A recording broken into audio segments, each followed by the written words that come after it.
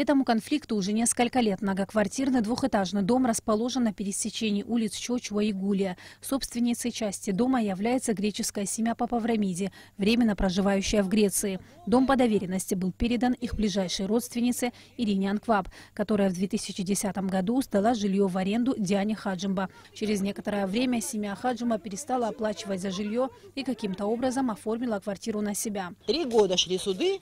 Хотя я не знаю, почему так это все долго. Ну, вы знаете, это волокита такая.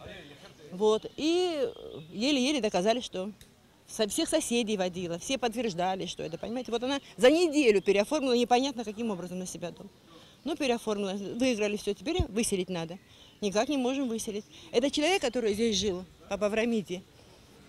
Он был заслуженный инженер Абхазии и Грузии. Он построил полгорода Сухума. Университет построил он. ГИС построил он. Красный мост построил, восстановил театр после пожара. В общем, гостиницу Тбилиси. В общем, перечислять очень много можно.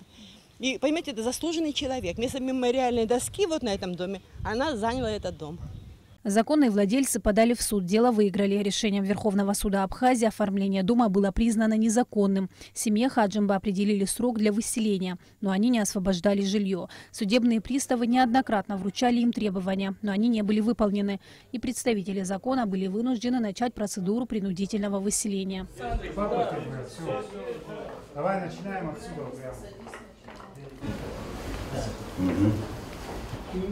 Все установленные сроки по данному делу они прошли, и законные наши требования игнорировались. На сегодняшний день назначено принудительное исполнение судебного решения, и с этой целью задействованы силы МВД, МЧС. И в данное время сейчас происходит опись имущества, в последующем оно будет вывезено и передано на ответственное хранение.